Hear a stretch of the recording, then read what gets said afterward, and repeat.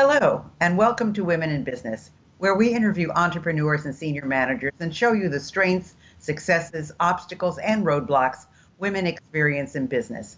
Since I believe every person in business needs to be visible, I'd like to invite you to watch www.sob6, that's the number 6, tips.com, which will give you some valuable information should you get the call to be on radio or TV, which I think is extremely important.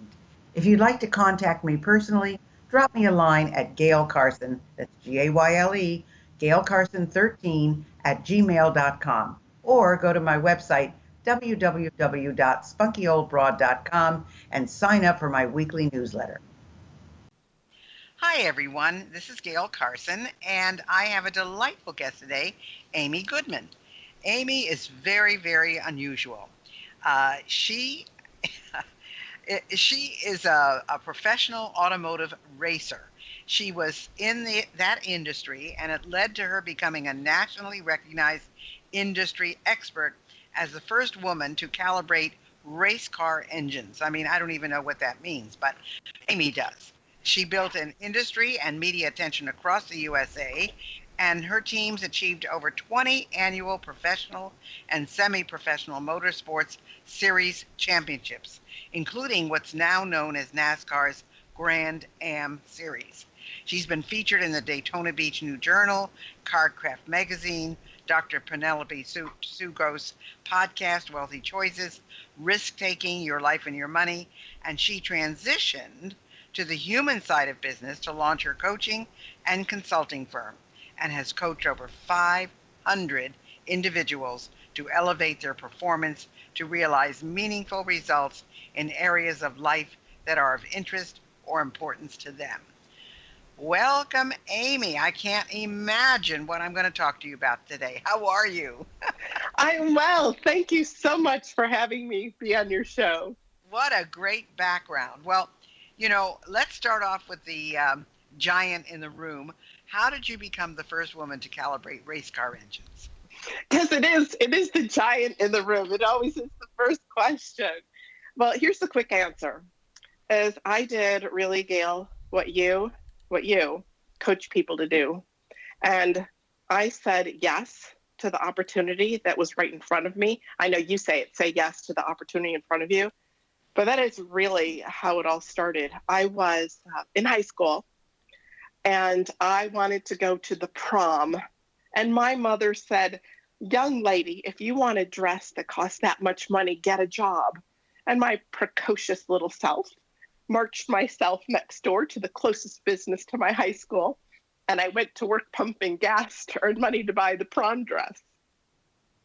Boy, that sounds just like me in some sorts, Amy, because at 13, people know this who have listened to the show, I'd broken 22 pair of glasses, and my father said I was paying for the next one, which I broke when I picked them up at the optometrist and brought them down to where he was parked and sat on them.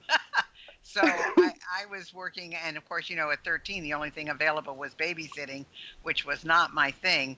And so I became an Avon lady. I started selling Avon from door to door because I thought that was pretty nifty. And back then, everybody was home, so, they answered the door, and I wouldn't leave until they bought, so it went very well. But so you were pumping gas, and then what happened next? Well, there were two things. One, I didn't aspire to pump gas my whole life.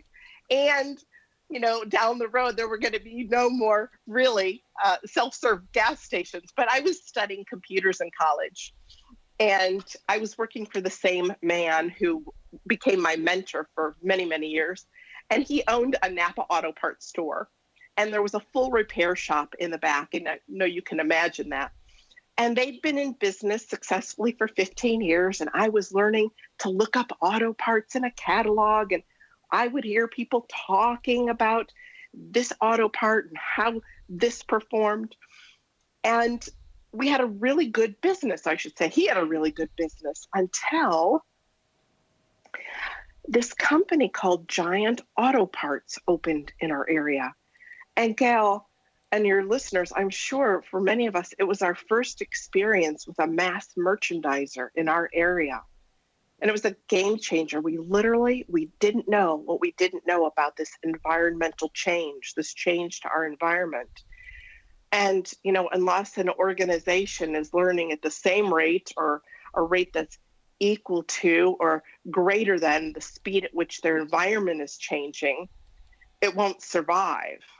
And what happened is people would call us on the phone and they'd ask us technical questions about auto parts that we were pretty sure we hadn't sold. So we weren't learning quite as fast as our environment was changing, but we had the presence of start to ask, what's your invoice number? And in ever increasing instances, the parts were purchased at that mass merchandiser.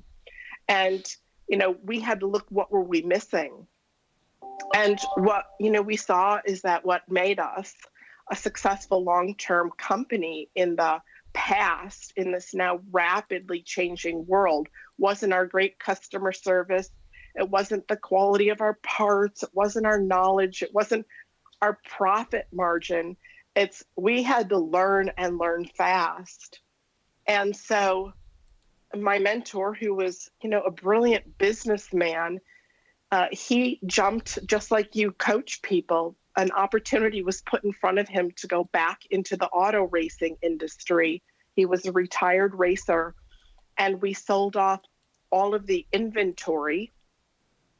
And I was studying computers in college, and he had an entire organization of people who were proficient with race cars and chassis setup and all the stuff, but none of them had ever seen a computer.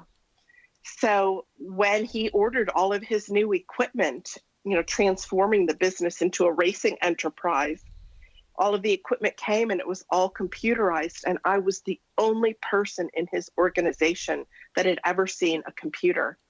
So it became a perfect marriage of skills. I became an expert at the internal combustion engine. And then, it was all from there. So, that's quite a story. But again, it goes back to when a big box store comes into your area. I know the little tiny boutique type of businesses almost always panic. And unless they do something really, really different or unusual, they're left behind. So what are some of the obstacles you overcame in business as a woman in a male-dominated industry? Yeah, it's a great question, Gayle. So first of all, when this new mass merchandiser came in and the new type repair shops came in that were a bit unethical, we were faced with having a store full of auto parts. And I was able to force, through negotiating skills, and I was able to get the attention of our warehouse distributor to buy back our entire inventory. And then I was able to sell the balance of the inventory to one of our competitors, frankly. But when I got into the racing industry full on, I was the only one. And I was young, and I was attractive, and I was somewhat sheltered. And there was no listening for a woman in the racing industry, except maybe on the Snap-on calendar or serving food during the meal breaks. And so my mentor, Marvin, gave me some really good advice that was tough to adhere to, frankly, but he gave me some good advice. He said, you can't date any of these men. He said, because you're a woman forging a career in a completely male-dominated industry, and you need these men to endear you. But if you date even just one of them, the other ones will, although maybe hidden from their view, they'll start to ask themselves, well, why not me? Why did she pick him? Or all of those complications. And again, I want to say it was very difficult. And then let's say, so the next piece of that, right, that's the relationship part. The next piece is a car would be on the racetrack and I would be collecting data. And then I would analyze the data after, let's say, a practice session. And the driver would be saying, I need more horsepower. This car doesn't have enough horsepower. And I would be analyzing the data, just like a cardiologist does with an EKG, how they read an EKG. And I would say, except here's the problem, race car driver. You have more horsepower, but you have to actually put your foot to the floor. I could see they weren't pushing their pedal to the floor. But the challenge I faced, Gayle, is that they wouldn't really listen to me. One of the men, one of the men had to then say exactly what I said. Over time, this transformed, but it was really that way for a number of years. Well, I can imagine that, because I know that in corporate meetings, a lot of women have told me that they say something and nobody pays attention to them. But then when a man says the same thing, it's listened to, very often approved, and very often acted on. And again, when I teach, or when I did teach communication, and I talked about, how you present yourself and how you get yourself heard and so forth, it's really tone of voice. It's how you project yourself. It's a lot of different things. And that's why voice communication is so important. And I served as chair of the Better. In fact, I was the first woman to chair the third largest Better Business Bureau in the country. And I brought a lot of innovation to it, which passed, because I was a good presenter, and that's why a lot of things that I did worked. But how did you make the transition from, calibrating race car engines to the human side of business? Yeah, just to follow on something you said as we transition to that question, you probably know of Peter Drucker. And he famously said that however good our strategy, culture will always eat our strategy for breakfast. So you're talking about the culture of something. That's right. That's true. Well, after, 20 plus years in the industry, I took a program. It's a 5-day class, a course that one of the engineers at General Motors had recommended. General Motors and Ford and Reebok and many others, they reimburse or pay for their employees to participate in this 5-day program. And one of the engineers said, Amy, you should really take this course. So I did, and it's called the Landmark Forum. And I participated in the course, and I discovered in that course that, I could take everything in the way of business acumen that I've developed and my real passion for people, and really be responsible for creating a future that I love. It's going to be scary. So I mustered up the courage.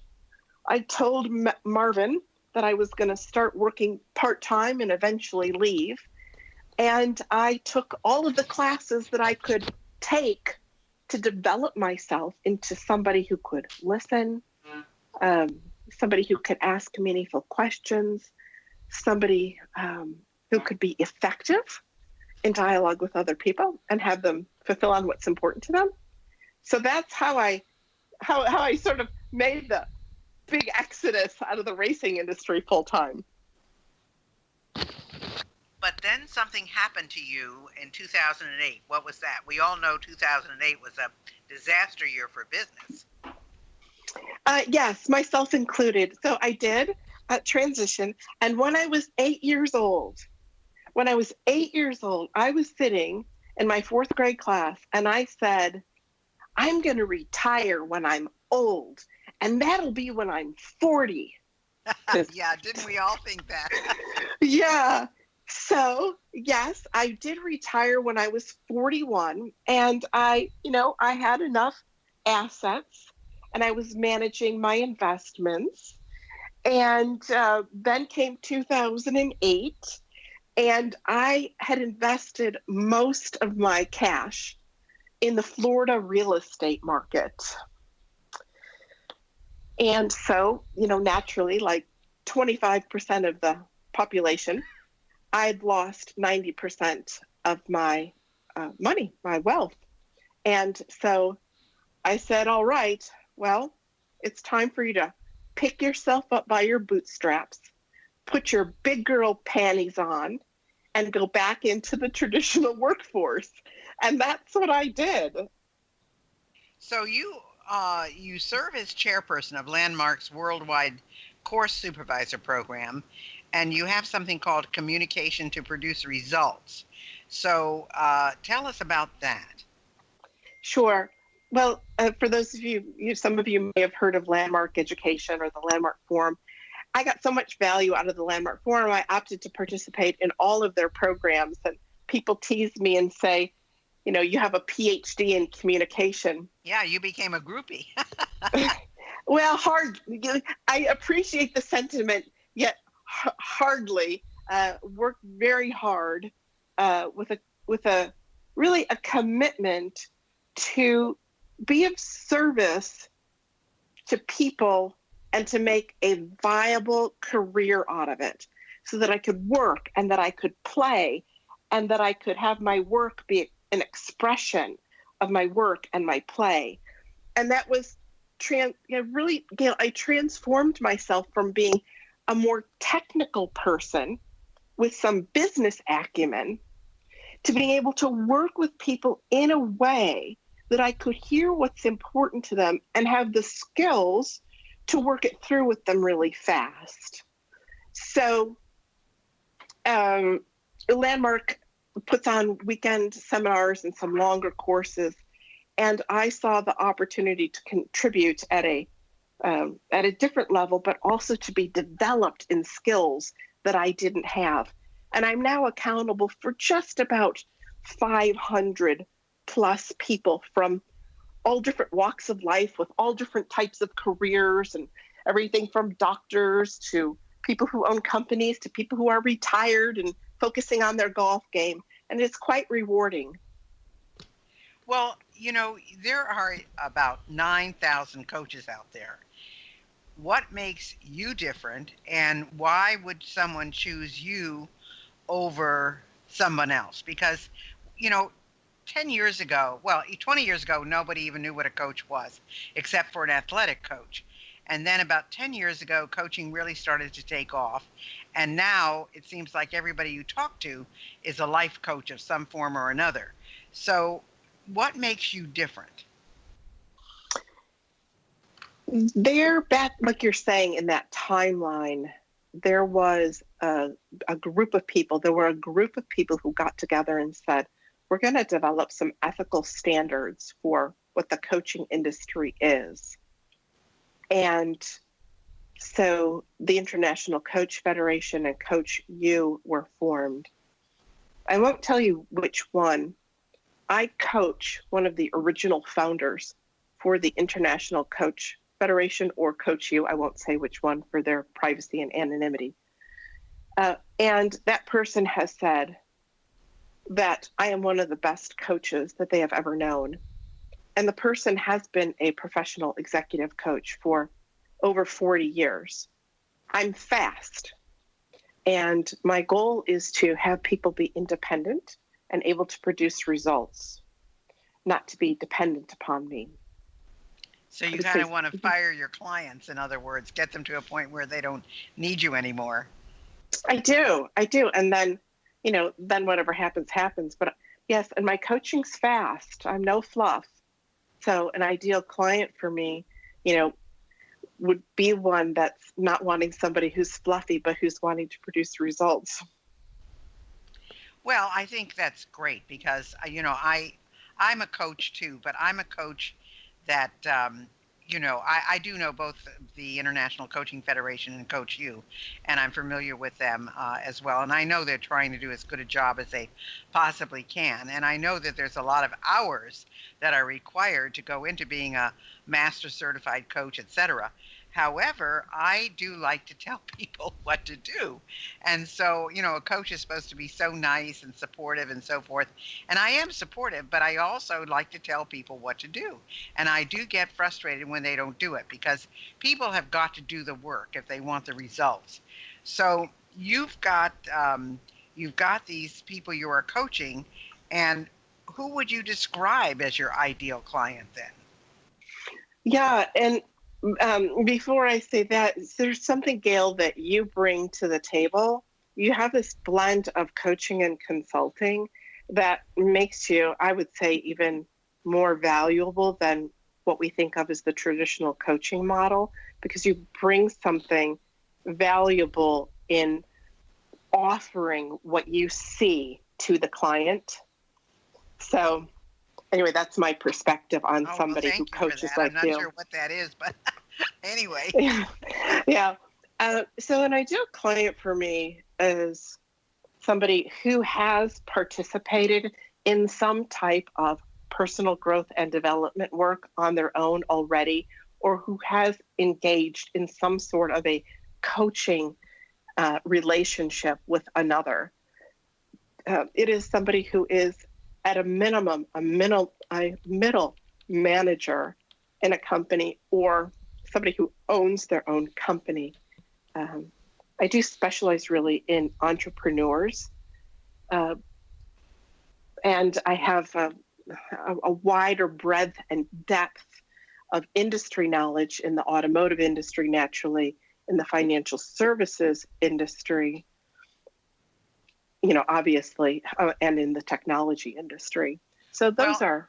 I want to tell people about some of the other things you're doing, because we only have about 5 minutes left. Mm-hmm. You are doing an anthology called Ignite Your Ability to Dream Big. So tell us about that, and what would someone who might be listening to this, or who are you considering for inclusion in the book? Oh, the book. Ignite Your Ability to Dream Big. Yeah, so I noticed that when people engage in conversations with other people who are actually up to something, they get inspired to take action on their own dreams and goals. And I would listen to people who would say they were going to write a book. They should write a book. Their mom said they should write a book. They started a book, but they haven't published a book. And I went and researched, why do people not fulfill on this goal? And I researched it, and I discovered the 5 biggest obstacles. And I said, oh my gosh, I'm going to take all these off the table. I'm going to make it possible for people who've said they want to publish a book, they should publish a book, they're thinking about publishing a book, actually become published authors. And I created this anthology, Ignite Your Ability to Dream Big. It is a book where each co-author gets 1 page, and they get to share 1 page. It's one goal, some goal they've already accomplished, or a goal that they're at work on, and then 125 words about the goal, and then their contact information and a headshot. I've made it simple, affordable, easy to get. The person has to really have some goal, a goal that they've achieved or a goal that they're at work on. Now, I do personally interview every single person. However, anybody who's listening to Dr. Gayle's podcast, you can consider that if you make a request for inclusion in the book, that I'll accept you out of the relationship between Dr. Gayle and I. And let's tell people how to get in touch with you. Okay, so this is how you do it. Open a text message and text the phone number. It's called a short code text, 64600. That's the phone number. So 64600, and text the word Amy. So text Amy to 64600. And in a few seconds, you'll receive a link to my electronic business card. If you'd like to talk with me, you can select the tab that says Dr. Gayle's podcast, and you can schedule 15 minutes to speak with me. If you'd like to be included in the book, you can click on the tab that says Ignite Your Ability to Dream Big, inclusion in the book, and fill out the form. Wow. Okay. So you heard it here. Now, what about getting to you any other way? Do you want them to go to your website at all? Believe it or not, this electronic business card acts as a website. So when they open my electronic business card, it will literally be, they'll have my phone number, They'll have my Facebook, they'll have my LinkedIn, really however somebody chooses to connect with me. But the electronic business card you will find is just like having a website, but for a small business owner. Okay, so let's give it to them again. Give them where they should contact you. Sure. Open a text message on your smartphone and to the phone number 64600. It's called a short code. So 64600. Text the word Amy. And in a couple of seconds, you'll get a link, and just click on the link and you'll have all of my contact information. Well, I want to thank you so much, Amy, for that opportunity for our listeners. And I want to thank you for being a guest today. You heard it here. You heard the fact that she worked in a male-dominated industry. She was successful. She went on to study data analytics at the Wharton School. I mean, she's just a very, very bright and successful woman. So if you have questions for her or you want to get in touch with her, text 64600 and the word Amy. Thanks so much for being with us today. Thank you, Dr. Gayle. Thanks for listening to Women in Business. I hope you enjoyed today's show. And if you have any suggestions as to who you'd like me to have as a guest, just email me at gaylecarson13@gmail.com. Be sure to check out www.sob6tips.com. And in the meantime, go to www.spunkyoldbroad.com to see the resources I have for you.